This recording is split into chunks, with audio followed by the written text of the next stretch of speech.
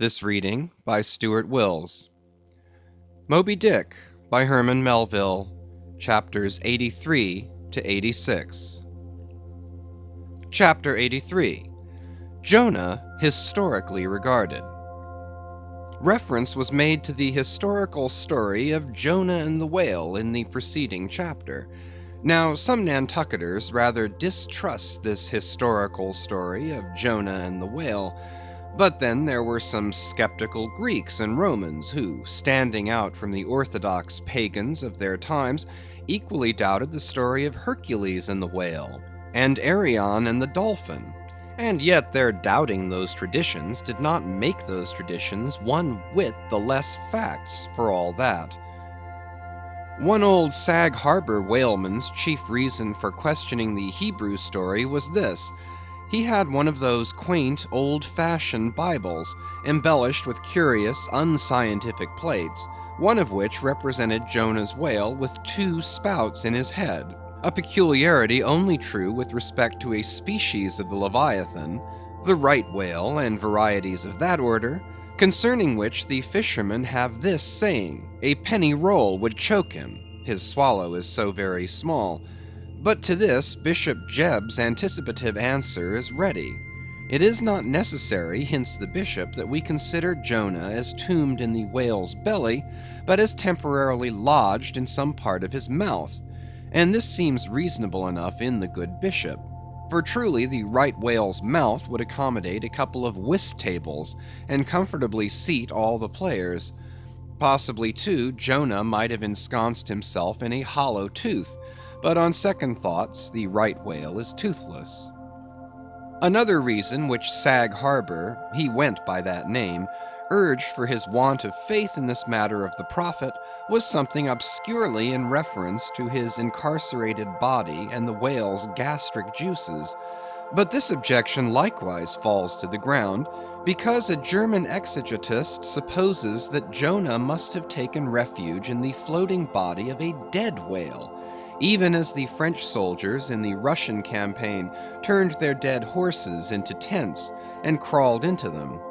Besides, it has been divined by other continental commentators that when Jonah was thrown overboard from the Joppa ship, he straightway effected his escape to another vessel nearby, some vessel with a whale for a figurehead, and I would add, possibly called the Whale, as some craft nowadays are christened the Shark, the Gull, the Eagle. Nor have there been wanting learned exegetists who have opined that the whale mentioned in the book of Jonah merely meant a life preserver, an inflated bag of wind which the endangered prophet swam to, and so was saved from a watery doom. Poor Sag Harbor, therefore, seems worsted all round. But he had still another reason for his want of faith. It was this, if I remember right. Jonah was swallowed by the whale in the Mediterranean Sea, and after 3 days he was vomited up somewhere within 3 days' journey of Nineveh, a city on the Tigris, very much more than 3 days' journey across from the nearest point of the Mediterranean coast. How is that? But was there no other way for the whale to land the prophet within that short distance of Nineveh? Yes, he might have carried him round by the way of the Cape of Good Hope. But not to speak of the passage through the whole length of the Mediterranean, and another passage up the Persian Gulf and the Red Sea, such a supposition would involve the complete circumnavigation of all Africa in 3 days, not to speak of the Tigris waters near the site of Nineveh being too shallow for any whale to swim in. Besides, this idea of Jonah's weathering the Cape of Good Hope at so early a day would wrest the honor of the discovery of that great headland from Bartholomew Diaz, its reputed discoverer, and so make modern history a liar. But all these foolish arguments of old Sag Harbor only evinced his foolish pride of reason, a thing still more reprehensible in him, seeing that he had but little learning except what he had picked up from the sun and the sea. I say it only shows his foolish, impious pride and abominable, devilish rebellion against the reverend clergy. For by a Portuguese Catholic priest, this very idea of Jonah's going to Nineveh via the Cape of Good Hope was advanced as a signal magnification of the general miracle, and so it was. Besides, to this day, the highly enlightened Turks devoutly believe in the historical story of Jonah. And some 3 centuries ago, an English traveler, in old Harris's Voyages, speaks of a Turkish mosque built in honor of Jonah, in which mosque was a miraculous lamp that burnt without any oil. Chapter 84. Pitch-poling. To make them run easily and swiftly, the axles of carriages are anointed. And for much the same purpose, some whalers perform an analogous operation upon their boat. They grease the bottom.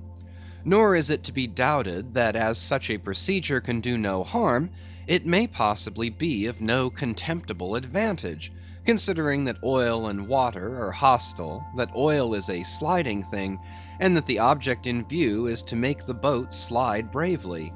Queequeg believed strongly in anointing his boat, and one morning, not long after the German ship Jungfrau disappeared, took more than customary pains in that occupation, crawling under its bottom where he hung over the side, and rubbing in the unctuousness as though diligently seeking to ensure a crop of hair from the craft's bald keel. He seemed to be working in obedience to some particular presentiment. Nor did it remain unwarranted by the event. Towards noon, whales were raised, but so soon as the ship sailed down to them, they turned and fled with swift precipitancy, a disordered flight as of Cleopatra's barges from Actium. Nevertheless, the boats pursued, and Stubbs was foremost. By great exertion, Tashtego at last succeeded in planting one iron, but the stricken whale, without at all sounding, still continued his horizontal flight, with added fleetness. Such unintermitted strainings upon the planted iron must sooner or later inevitably extract it. It became imperative to lance the flying whale, or be content to lose him. But to haul the boat up to his flank was impossible, he swam so fast and furious. What then remained? Of all the wondrous devices and dexterities, the sleights of hand and countless subtleties to which the veteran whaleman is so often forced, none exceed that fine maneuver with the lance, called pitch-poling. Small sword or broadsword, in all its exercises, boasts nothing like it. It is only indispensable with an inveterate running whale. Its grand fact and feature is the wonderful distance to which the long lance is accurately darted from a violently rocking, jerking boat, under extreme headway. Steel and wood included, the entire spear is some 10 or 12 feet in length, the staff is much slighter than that of the harpoon, and also of lighter material, pine.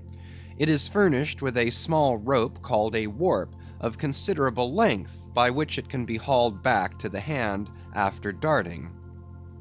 But before going further, it is important to mention here, that though the harpoon may be pitch-poled in the same way with the lance, yet it is seldom done, and when done it is still less frequently successful, on account of the greater weight and inferior length of the harpoon as compared with the lance, which in effect become serious drawbacks. As a general thing, therefore, you must first get fast to a whale before any pitch-poling comes into play. Look now at Stubb, a man who, from his humorous, deliberate coolness and equanimity in the direst emergencies, was specially qualified to excel in pitch-poling. Look at him. He stands upright in the tossed bow of the flying boat, wrapped in fleecy foam. The towing whale is 40 feet ahead. Handling the long lance lightly, glancing twice or thrice along its length to see if it be exactly straight, Stubb whistlingly gathers up the coil of the warp in one hand, so as to secure its free end in his grasp, leaving the rest unobstructed. Then, holding the lance full before his waistband's middle, he levels it at the whale, when, covering him with it, he steadily depresses the butt end in his hand, thereby elevating the point till the weapon stands fairly balanced upon his palm, 15 feet in the air. He minds you somewhat of a juggler, balancing a long staff on his chin. Next moment, with a rapid, nameless impulse, in a superb, lofty arch, the bright steel spans the foaming distance, and quivers in the life spot of the whale. Instead of sparkling water, he now spouts red blood. "That drove the spigot out of him," cried Stubb. "'Tis July's immortal Fourth. All fountains must run wine to day. Would now it were old New Orleans whiskey, or old Ohio, or unspeakable old Monongahela. Then, Tashtego, lad, I'd have ye hold a cannikin to the jet, and we'd drink round of it. Yea, verily, hearts alive, we'd brew choice punch in the spread of his spout hole there. From that live punch bowl quaff the living stuff." Again and again, to such gamesome talk, the dexterous dart is repeated, the spear returning to its master like a greyhound held in skillful leash. The agonized whale goes into his flurry, the tow line is slackened, and the pitchpoler dropping astern, folds his hands, and mutely watches the monster die. Chapter 85. The Fountain.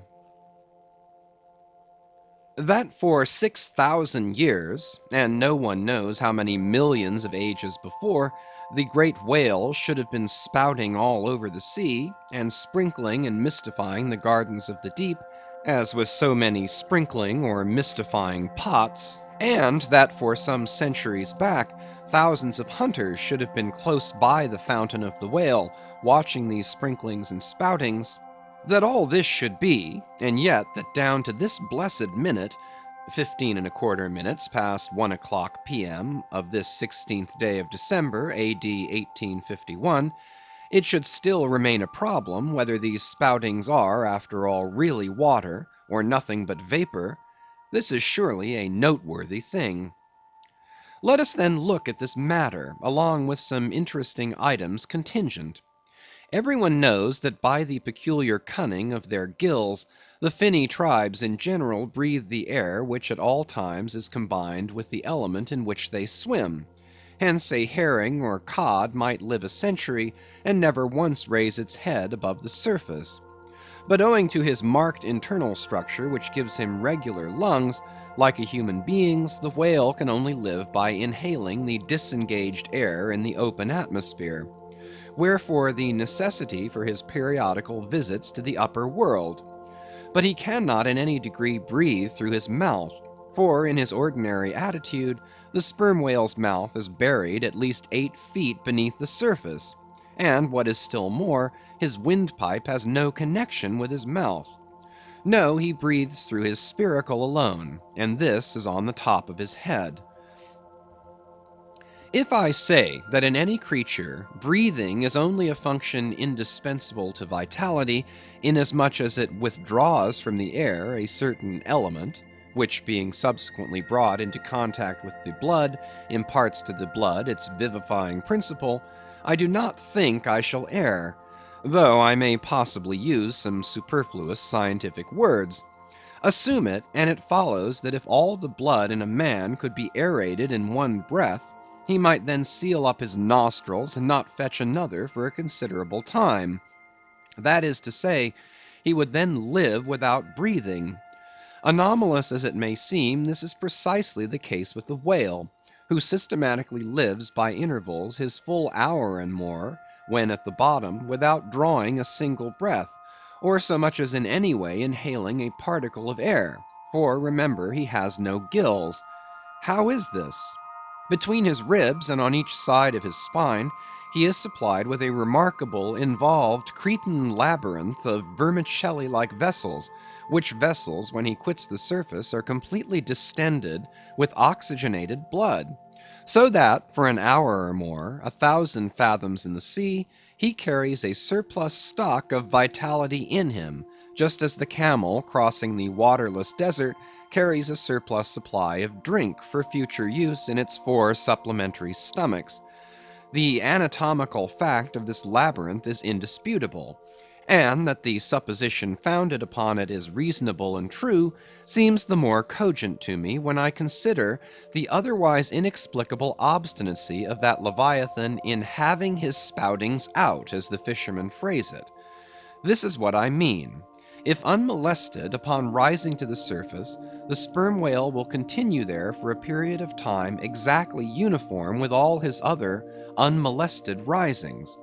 Say he stays 11 minutes and jets 70 times, that is, respires 70 breaths, then whenever he rises again, he will be sure to have his 70 breaths all over again, to a minute. Now if, after he fetches a few breaths, you alarm him, so that he sounds, he will be always dodging up again to make good his regular allowance of air. And not till those 70 breaths are told, will he finally go down to stay out his full term below. Remark, however, that in different individuals these rates are different, but in any one they are alike. Now why should the whale thus insist upon having his spoutings out, unless it be to replenish his reservoir of air ere descending for good? How obvious is it, too, that this necessity for the whale's rising exposes him to all the fatal hazards of the chase. For not by hook or by net could this vast Leviathan be caught when sailing 1,000 fathoms beneath the sunlight. Not so much thy skill, then, O hunter, as the great necessities that strike the victory to thee. In man, breathing is incessantly going on, one breath only serving for 2 or 3 pulsations, so that whatever other business he has to attend to, waking or sleeping, breathe he must, or die he will. But the sperm whale only breathes about 1/7 or Sunday of his time. It has been said that the whale only breathes through his spout hole. If it could truthfully be added that his spouts are mixed with water, then I opine we should be furnished with the reason why his sense of smell seems obliterated in him. For the only thing about him that at all answers to his nose is that identical spout hole, and being so clogged with 2 elements, it could not be expected to have the power of smelling. But owing to the mystery of the spout, whether it be water or whether it be vapor, no absolute certainty can as yet be arrived at on this head. Sure it is, nevertheless, that the sperm whale has no proper olfactories. But what does he want of them? No roses, no violets, no cologne water in the sea. Furthermore, as his windpipe solely opens into the tube of his spouting canal, and as that long canal, like the Grand Erie Canal, is furnished with a sort of locks that open and shut for the downward retention of air or the upward exclusion of water, therefore the whale has no voice, unless you insult him by saying that when he so strangely rumbles, he talks through his nose. But then again, what has the whale to say? Seldom have I known any profound being that had anything to say to this world, unless forced to stammer out something by way of getting a living. Oh, happy that the world is such an excellent listener. Now the spouting canal of the sperm whale, chiefly intended as it is for the conveyance of air, and for several feet laid along horizontally just beneath the upper surface of his head, and a little to one side, this curious canal is very much like a gas pipe laid down in a city on one side of a street. But the question returns whether this gas pipe is also a water pipe.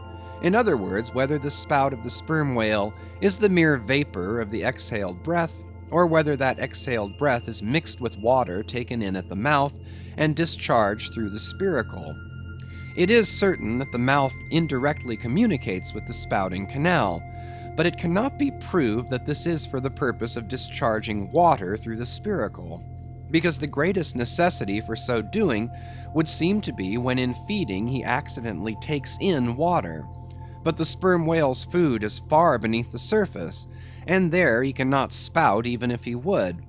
Besides, if you regard him very closely, and time him with your watch, you will find that when unmolested, there is an undeviating rhyme between the periods of his jets and the ordinary periods of respiration.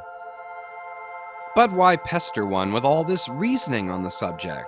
Speak out! You have seen him spout, then declare what the spout is. Can you not tell water from air? My dear sir, in this world it is not so easy to settle these plain things. I have ever found your plain things the knottiest of all, and as for this whale spout, you might almost stand in it and yet be undecided as to what it is precisely. The central body of it is hidden in the snowy, sparkling mist enveloping it. And how can you certainly tell whether any water falls from it, when always, when you are close enough to a whale to get a close view of his spout, he is in a prodigious commotion, the water cascading all around him? And if at such times you should think that you really perceive drops of moisture in the spout, how do you know that they are not merely condensed from its vapor?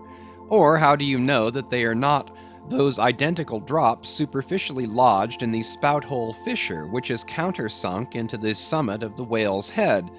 For even when tranquilly swimming through the midday sea in a calm, with his elevated hump sun-dried as a dromedary's in the desert, even then the whale always carries a small basin of water on his head, as under a blazing sun you will sometimes see a cavity in a rock filled up with rain. Nor is it at all prudent for the hunter to be over curious touching the precise nature of the whale spout.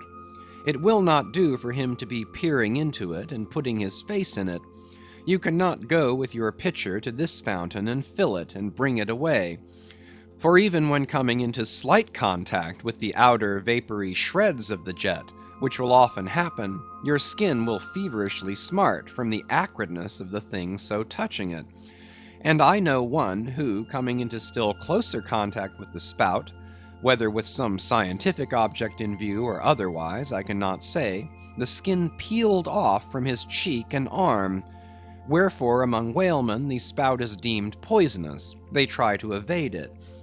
Another thing, I have heard it said, and I do not much doubt it, that if the jet is fairly spouted into your eyes, it will blind you.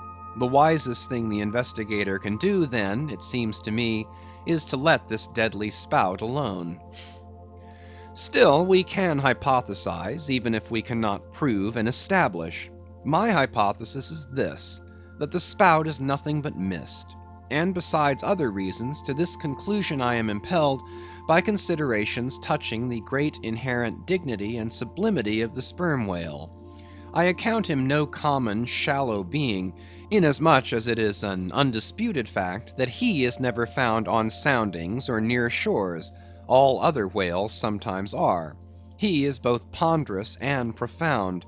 And I am convinced that from the heads of all ponderous, profound beings, such as Plato, Pyrrho, the devil, Jupiter, Dante, and so on, there always goes up a certain semi-visible steam while in the act of thinking deep thoughts. While composing a little treatise on eternity, I had the curiosity to place a mirror before me, and ere long saw reflected there a curious, involved worming and undulation in the atmosphere over my head. The invariable moisture of my hair, while plunged in deep thought, after 6 cups of hot tea in my thin shingled attic of an August noon, this seems an additional argument for the above supposition. And how nobly it raises our conceit of the mighty misty monster, to behold him solemnly sailing through a calm tropical sea, his vast mild head overhung by a canopy of vapor, engendered by his incommunicable contemplations, and that vapor, as you will sometimes see it, glorified by a rainbow, as if heaven itself had put its seal upon his thoughts. For, do you see, rainbows do not visit the clear air, they only irradiate vapor. And so, through all the thick mists of the dim doubts in my mind, divine intuitions now and then shoot, enkindling my fog with a heavenly ray. And for this I thank God, for all have doubts, many deny, but doubts or denials, few along with them have intuitions. Doubts of all things earthly, and intuitions of some things heavenly, this combination makes neither believer nor infidel, but makes a man who regards them both with equal eye. Chapter 86. The Tale. Other poets have warbled the praises of the soft eye of the antelope, and the lovely plumage of the bird that never alights. Less celestial, I celebrate a tail. Reckoning the largest sized sperm whale's tail to begin at that point of the trunk where it tapers to about the girth of a man, it comprises, upon its upper surface alone, an area of at least 50 square feet. The compact round body of its root expands into two broad, firm, flat palms or flukes, gradually shoaling away to less than an inch in thickness. At the crotch or junction, these flukes slightly overlap, then sideways recede from each other like wings, leaving a wide vacancy between. In no living thing are the lines of beauty more exquisitely defined than in the crescentic borders of these flukes. At its utmost expansion in the full-grown whale, the tail will considerably exceed 20 feet across. The entire member seems a dense webbed bed of welded sinews, but cut into it and you find that three distinct strata compose it: upper, middle, and lower. The fibers in the upper and lower layers are long and horizontal, those of the middle one very short and running crosswise between the outside layers. This triune structure, as much as anything else, imparts power to the tail. To the student of old Roman walls, the middle layer will furnish a curious parallel to the thin course of tiles always alternating with the stone in those wonderful relics of the antique, and which undoubtedly contribute so much to the great strength of the masonry. But as if this vast local power in the tendinous tail were not enough, the whole bulk of the Leviathan is knit over with a warp and woof of muscular fibers and filaments, which, passing on either side the loins and running down into the flukes, insensibly blend with them, and largely contribute to their might; so that in the tail the confluent measureless force of the whole whale seems concentrated to a point. Could annihilation occur to matter, this were the thing to do it. Nor does this, its amazing strength, at all tend to cripple the graceful flexion of its motions, where infantileness of ease undulates through a Titanism of power. On the contrary, those motions derive their most appalling beauty from it. Real strength never impairs beauty or harmony, but it often bestows it; and in everything imposingly beautiful, strength has much to do with the magic. Take away the tied tendons that all over seem bursting from the marble in carved Hercules, and its charm would be gone. As the devout Eckermann lifted the linen sheet from the naked corpse of Goethe, he was overwhelmed with the massive chest of the man, that seemed as a Roman triumphal arch. When Angelo paints even God the Father in human form, mark what robustness is there. And whatever they may reveal of the divine love in the Son, the soft, curled, hermaphroditical Italian pictures, in which his idea has been most successfully embodied, these pictures, so destitute as they are of all brawniness, hint nothing of any power, but the mere negative, feminine one of submission and endurance, which on all hands, it is conceded, form the peculiar practical virtues of his teachings. Such is the subtle elasticity of the organ I treat of, that whether wielded in sport or in earnest, or in anger, whatever be the mood it be in, its flexions are invariably marked by exceeding grace. Therein no fairy's arm can transcend it. 5 great motions are peculiar to it. First, when used as a fin for progression; second, when used as a mace in battle; third, in sweeping; fourth, in lob-tailing; fifth, in peaking flukes. First, being horizontal in its position, the Leviathan's tail acts in a different manner from the tails of all other sea creatures. It never wriggles. In man or fish, wriggling is a sign of inferiority. To the whale, his tail is the sole means of propulsion. Scroll-wise coiled forwards beneath the body, and then rapidly sprung backwards, it is this which gives that singular darting, leaping motion to the monster when furiously swimming. His side fins only serve to steer by. Second, it is a little significant that while one sperm whale only fights another sperm whale with his head and jaw, nevertheless in his conflicts with man, he chiefly and contemptuously uses his tail. In striking at a boat, he swiftly curves away his flukes from it, and the blow is only inflicted by the recoil. If it be made in the unobstructed air, especially if it descend to its mark, the stroke is then simply irresistible. No ribs of man or boat can withstand it. Your only salvation lies in eluding it. But if it comes sideways through the opposing water, then partly owing to the light buoyancy of the whale boat, and the elasticity of its materials, a cracked rib or a dashed plank or two, a sort of stitch in the side, is generally the most serious result. These submerged side blows are so often received in the fishery, that they are accounted mere child's play. Someone strips off a frock, and the hole is stopped. Third, I cannot demonstrate it, but it seems to me that in the whale the sense of touch is concentrated in the tail. For in this respect there is a delicacy in it only equalled by the daintiness of the elephant's trunk. This delicacy is chiefly evinced in the action of sweeping, when in maidenly gentleness the whale with a certain soft slowness moves his immense flukes from side to side upon the surface of the sea. And if he feels but a sailor's whisker, woe to that sailor, whiskers and all. What tenderness there is in that preliminary touch! Had this tail any prehensile power, I should straightway bethink me of Darmonides' elephant that so frequented the flower market, and with low salutations presented nosegays to damsels, and then caressed their zones. On more accounts than one, a pity it is that the whale does not possess this prehensile virtue in his tail. For I have heard of yet another elephant, that when wounded in the fight, curved round his trunk and extracted the dart. Fourth, stealing unawares upon the whale in the fancied security of the middle of solitary seas, you find him unbent from the vast corpulence of his dignity, and kitten-like he plays on the ocean as if it were a hearth. But still you see his power in his play.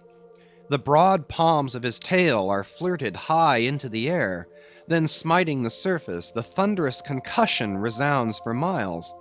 You would almost think a great gun had been discharged, and if you notice the light wreath of vapor from the spiracle at his other extremity, you would think that that was the smoke from the touch-hole.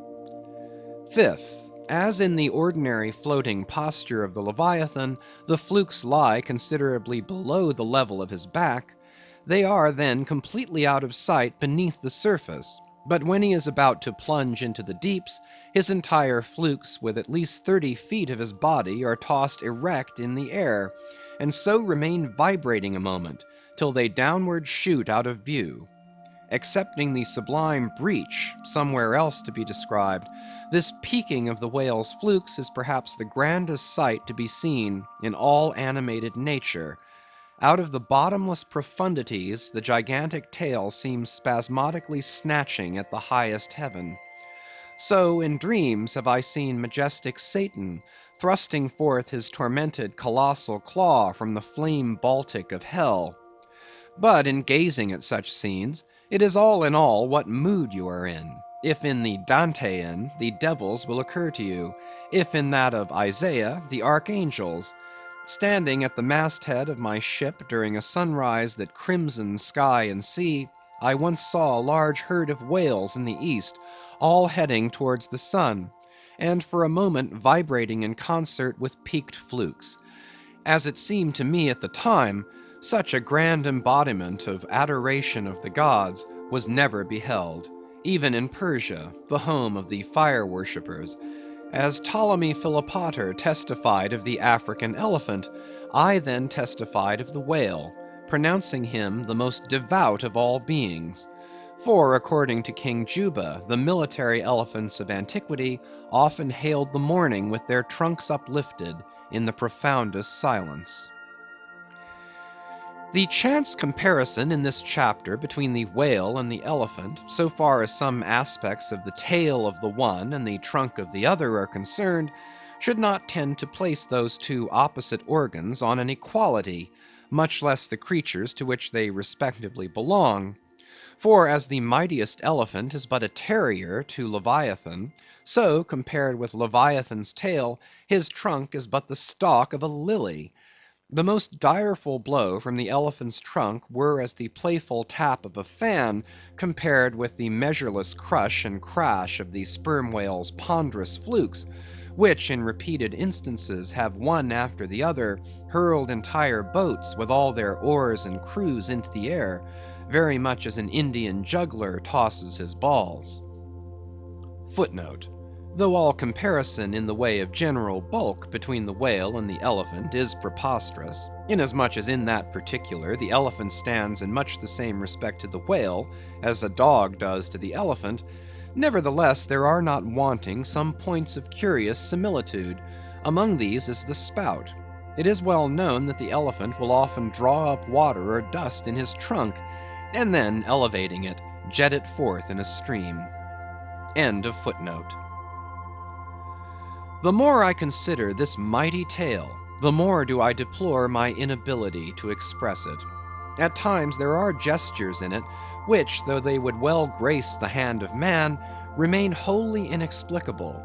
In an extensive herd, so remarkable occasionally are these mystic gestures, that I have heard hunters who have declared them akin to Freemason signs and symbols, that the whale indeed by these methods intelligently conversed with the world. Nor are there wanting other motions of the whale in his general body, full of strangeness and unaccountable to his most experienced assailant. Dissect him how I may, then, I go but skin deep. I know him not, and never will. But if I know not even the tail of this whale, how understand his head? Much more how comprehend his face, when face he has none? Thou shalt see my back parts, my tail, he seems to say, but my face shall not be seen. But I cannot completely make out his back parts, and hint what he will about his face, I say again, he has no face. End of chapters 83 to 86.